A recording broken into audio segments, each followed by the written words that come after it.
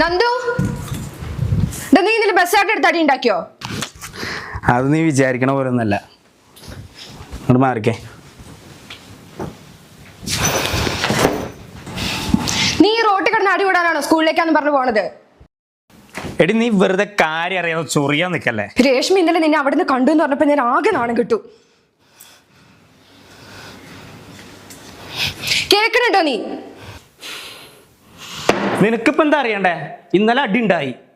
പിള്ളേരെ ഒന്നും കയറുന്നതിന് മുന്നേ അവന്മാർ ബസ് എടുത്ത് ഞങ്ങളൊരു കൂട്ടുകാരൻ അതിൻ്റെ അടുത്ത് വീണേ. അത് ചോദിക്കാൻ ഇന്നലെ അടി ഉണ്ടായേ. എടാ, ഇനി നീ എന്തിനാ അതിലൊക്കെ ഇടപെടാൻ പോണേ? നോക്ക്, അമ്മ അച്ഛനും ഇപ്പൊ ഒന്നും അറിഞ്ഞിട്ടില്ല. അറിയാണെങ്കിൽ അറിയട്ടെ.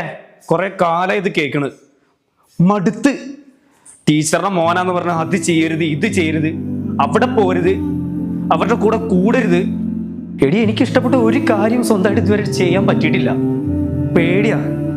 ചെറുപ്പം തൊട്ടേ എല്ലാം എന്നെ മാറ്റി നിർത്തിയിട്ടുള്ളൂ. വന്നു വന്ന ഒരു കൂട്ടുകാർ പോലും ഇല്ല എനിക്ക്. ഇപ്പൊ ഞാൻ പഠിക്കുന്ന വിഷയം പോലും അമ്മേന്റെ ഇഷ്ടത്തിനാണ്. പോട്ടെ, നീ ഇപ്പൊ PSC പഠിക്കണത് നിനക്ക് ഇഷ്ടമുണ്ടായിട്ടാണോ? അമ്മ നിന്നെ ഓരോ കാര്യത്തിന് ഫോഴ്സ് ചെയ്യുമ്പോഴും നിനക്ക് എന്തെങ്കിലും ഒന്ന് മറുത്തു പറയാൻ പറ്റിയിട്ടുണ്ടോ? പറ്റൂല. നിനക്കെന്നല്ല എനിക്കും പറ്റൂല. അങ്ങനെ ആക്കി നമ്മളവര്.